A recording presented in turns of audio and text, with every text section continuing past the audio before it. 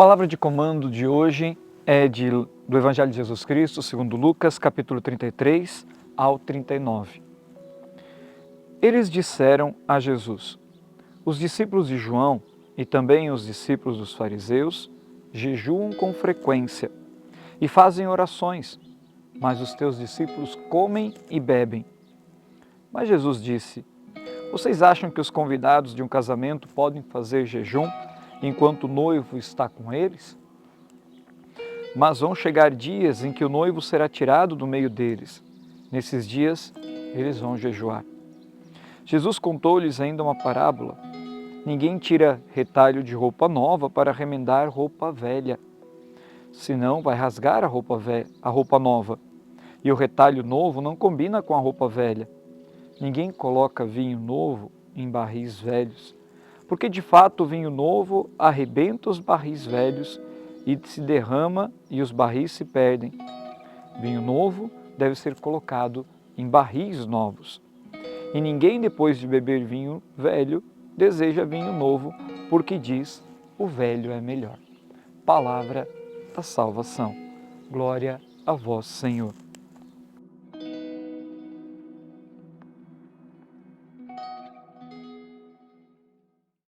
No texto do Evangelho proposto, o texto do Evangelho do dia de hoje, que nos propõe essa reflexão, nos chama a atenção para algumas realidades. Primeiro, o Senhor se coloca como esposo da igreja. Aqui nós temos que entender que Ele nos chama para uma intimidade, nos chama para um momento de proximidade, nos chama para estarmos juntos, nos chama para poder viver algo pessoal com Ele.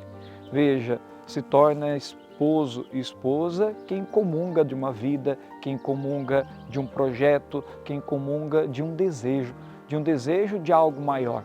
Quem realmente, e esse desejo fundamentado a partir do amor.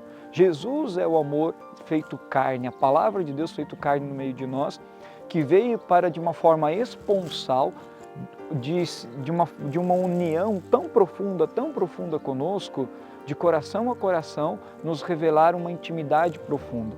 Ou seja, enquanto nós fazemos a experiência com Jesus, conhecemos a Jesus, temos Ele no coração, essa nossa unidade a Ele deve ser desse mesmo jeito, como esposa e esposo. A esposa que é a igreja, que somos todos nós, e o esposo que é o Senhor. Por que os outros, qual que é a conotação do jejum? O que é o jejum? O jejum serve para nos disciplinar, mas o jejum também serve como uma forma de mortificação.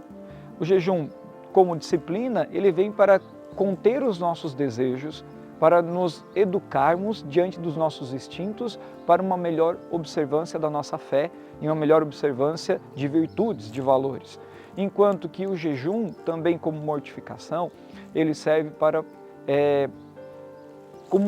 no primeiro momento ele é tido como um momento de tristeza, ou seja, uma provação, um sacrifício que eu faço à espera de algo muito maior que me virá, que é essa união com o esposo.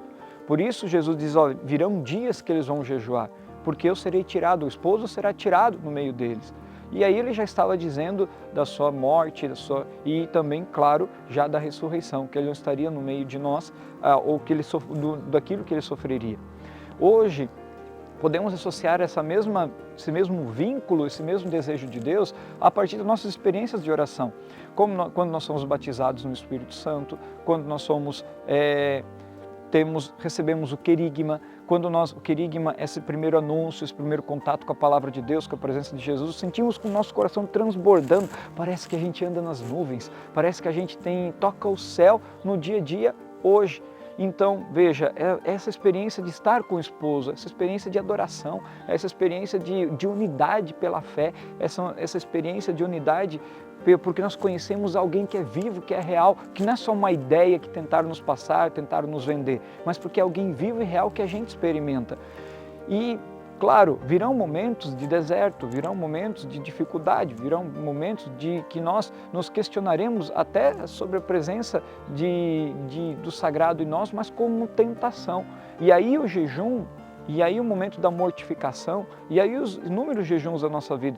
O jejum que a gente vai ter que fazer da língua, o jejum que a gente vai ter que fazer de um alimento, o jejum que a gente vai ter que fazer de uma rede social, o jejum que a gente vai ter que fazer de leituras que não convêm a cada um de nós, o jejum que a gente vai ter que fazer até de algumas pessoas que nos atrapalham a nossa vivência, para o quê? Para poder maturar em nós a dimensão da fé. A fé também é uma experiência que a gente vai adquirindo dia a dia. Não é só dizer, eu acredito. Não, a fé tem que ser provada e provada na nossa própria carne. Por isso que Jesus vem, ou melhor, o autor sagrado, depois São Tiago, se não me engano, vem dizer que a fé sem obras é uma fé morta. Porque ela deve traduzir vida na minha própria vida e a partir da minha vida, na vida dos meus irmãos, na vida da comunidade, na vida da igreja. Ou então não tem sentido a minha fé. A fé, ela não vem para eu ser curado, para eu ser liberto, para eu alcançar o reino de Deus somente. Não, é para nós. O reino de Deus, a fé, ela deve sempre me colocar numa dinâmica de dentro para fora e não de fora para dentro. Até porque aquilo que eu experimento pela fé é no nosso coração. No nosso coração. As pregações são bonitas, aquilo que a gente ouve por aí é muito bonito, deve nos inspirar a cultivar a nossa fé, mas a experiência verdadeira de fé, ela é colocada dentro. E aí o grande exemplo, que Jesus diz que quem experimenta do vinho velho não vai querer o vinho novo, porque o vinho velho é muito melhor porque ele já fermentou, ele já maturou, ele já descansou, ele já teve o seu momento, o seu tempo de maturação, o tempo para ele poder ficar maravilhoso do jeito que ele se apresenta quando é aberto uma garrafa. As garrafas mais caras do mundo são os vinhos mais antigos que nós temos. Garrafas que chegam a 5 mil, 6 mil reais, que aos nossos olhos, para quem não entende de vinho, é um absurdo. Mas para quem entende, é uma preciosidade e é capaz de pagar esse valor para ter uma garrafa com esse vinho bom, porque foi maturado, foi cuidado, foi preservado, foi guardado. E nós precisamos disso também.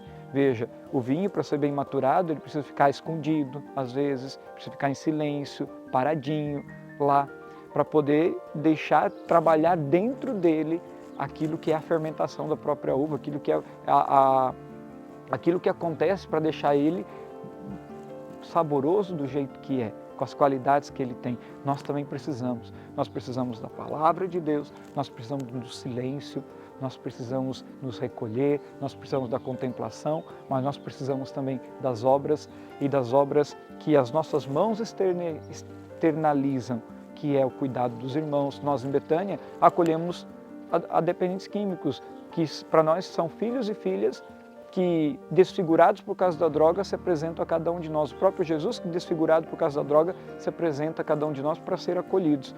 E você? De que forma pode externalizar a sua fé? Talvez na sua casa, acolhendo melhor o seu pai, acolhendo melhor a sua mãe, acolhendo melhor, tratando melhor os seus filhos, tratando melhor as pessoas que estão no seu trabalho, talvez tratando melhor as pessoas que convivem com você, os seus amigos, aqueles que estão à sua volta. É tempo de deixar maturar a fé, para que a fé seja um referencial, um guia, para que a tua experiência seja tão profunda que eles olhem para você e digam, nossa, ele está tão unido, tão unido, tão unido a Cristo, que parece uma só carne, uma só pessoa, que parece um só. Ou seja, qual que é essa união que nós temos e que nós somos chamados a contemplar? É no matrimônio, quando esposo e esposa se tornam uma só carne, um só corpo, um só desejo. Ou seja, que a igreja, que somos nós, junto com o esposo, que é Jesus, consigamos nos tornar um a partir da nossa fé e na força viva do Espírito Santo. Que o Padre Léo interceda por você e que o Senhor Todo-Poderoso nos conceda a sua graça sempre. Deus abençoe e Deus no comando.